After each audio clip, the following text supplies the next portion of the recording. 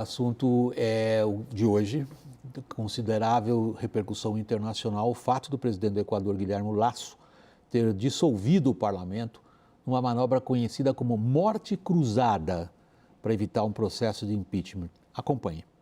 E a Polícia Nacional continuam. A manobra utilizada por Lasso está prevista na Constituição do país, mas nunca havia sido usada anteriormente. Ela tem esse nome porque, ao dissolver o parlamento e convocar novas eleições, Guilherme Lasso também perde o cargo de presidente do país. A partir de hoje, o Tribunal Eleitoral tem o prazo de 7 dias para decidir a data em que as novas eleições gerais vão acontecer, o que deve ser dentro de 6 meses. De acordo com a legislação do Equador, Lasso não poderá concorrer, mas ele permanecerá no cargo, governando por decreto e sem o contrapeso do parlamento, até que o novo Congresso e o novo presidente sejam eleitos.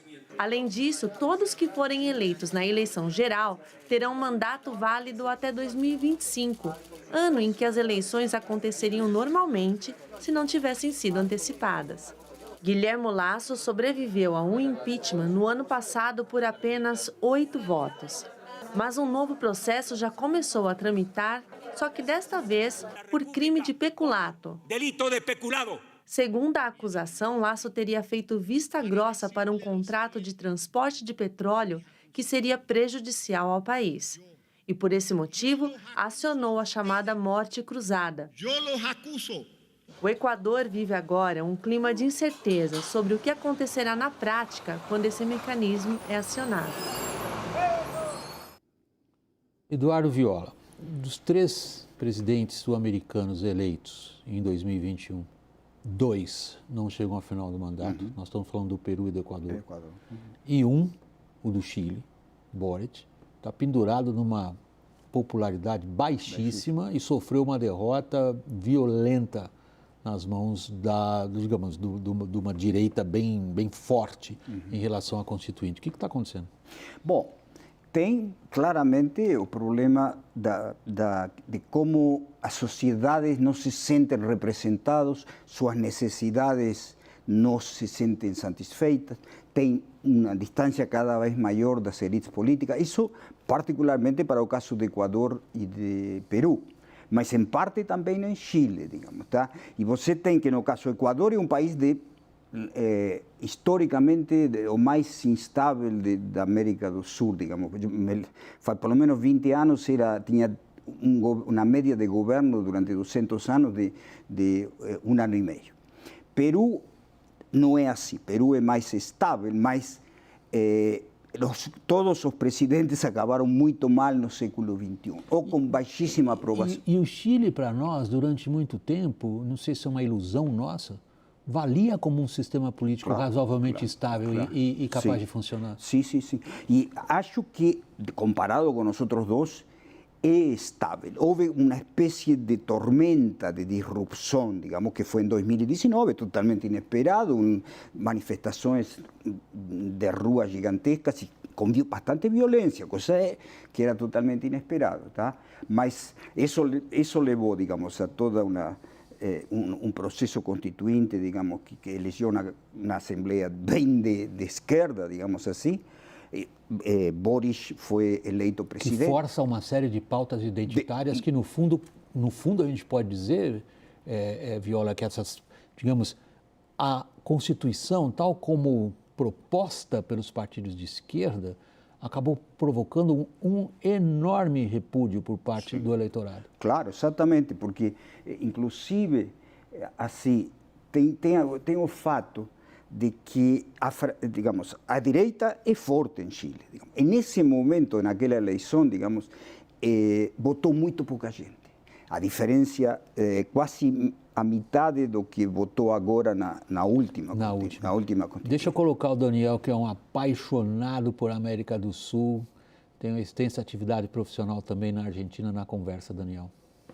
William, não sei se vocês concordariam, mas eu vejo aí uma certa maldição do incumbente nos últimos anos, até pegando um horizonte um pouquinho maior do que aquele recorte que você fez a partir de 2021. A gente teve na Argentina, por exemplo, Maurício Macri, com um governo mal sucedido, dando lugar a Alberto Fernandes, e agora um risco de uma derrota histórica, avassaladora do peronismo nas eleições de outubro. O Chile saiu de Sebastián Piñera para Boric e agora vai, pelo menos na formação da Assembleia Constituinte, para a ultradireita. O Peru não para, né, em termos de tensão e revolta social. No Equador, a Bolívia, a gente teve esse processo também. Então, eu percebo que a falta de entregas em termos de crescimento econômico, redução das desigualdades, tudo isso somado a mal-estar provocado por escândalos de corrupção, muitos deles associados ao Odebrecht, aqui na América Latina. E acho que ainda toda essa novidade causadas por redes sociais e as insatisfações muito extremadas, tudo isso tem deixado os governos incumbentes, não importa se de direita ou se de esquerda, numa situação extremamente delicada.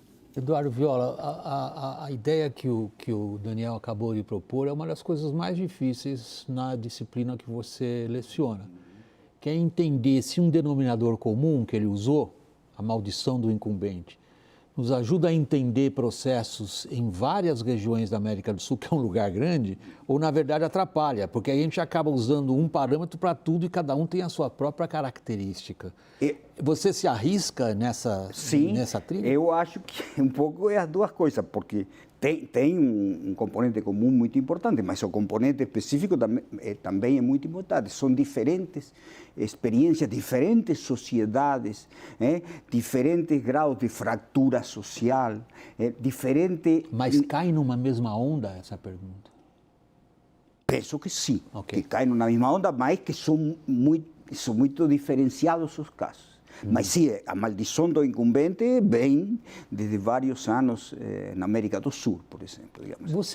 Você seguindo essa mesma trilha, você imagina o Brasil também de uma forma ou de outra afetado por essa onda, ou nós somos aquele caso clássico, né, do Império Português, né, da nossa...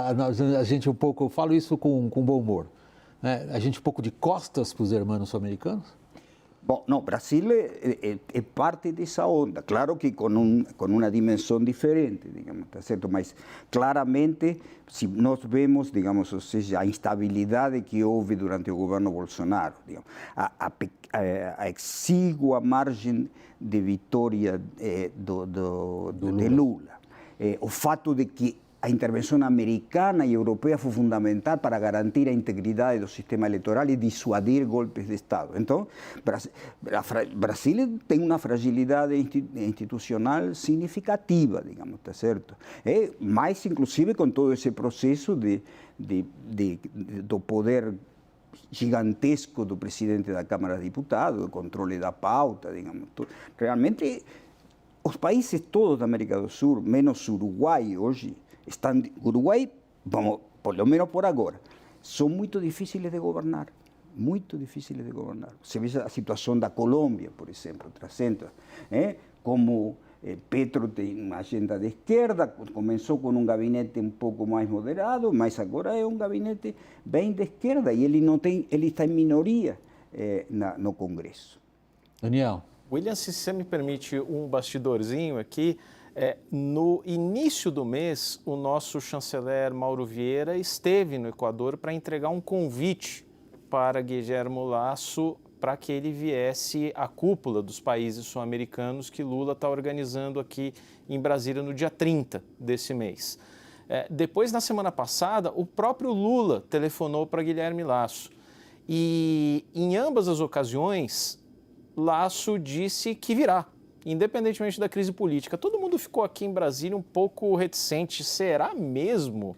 Será que ele está prometendo alguma coisa que ele não pode entregar, que é a presença dele? Mas diz que vem. A dúvida agora é se Nicolás Maduro virá. Ele acenou que sim, que vem, mas precisa ser assegurado o fornecimento de combustível para a aeronave presidencial. Ele vinha em 1º de janeiro para a posse do Lula, mas a Vibra, que é a ex-BR distribuidora, ficou com medo das sanções dos Estados Unidos, não abasteceu o avião. agora está se costurando um acordo de bastidor para segurar querosene de aviação para o Maduro. Viola, por último, encerrando a nossa conversa, Lula se propõe a assumir, e fez isso logo de saída, uma posição de destaque em termos de tentar conduzir o que ele considera, na visão de mundo dele, uma integração dos principais governos da América do Sul. Como é que fica? Não, o mundo é muito diferente do primeiro e segundo governo, isso já é claríssimo. E a capacidade estatal do Brasil para ter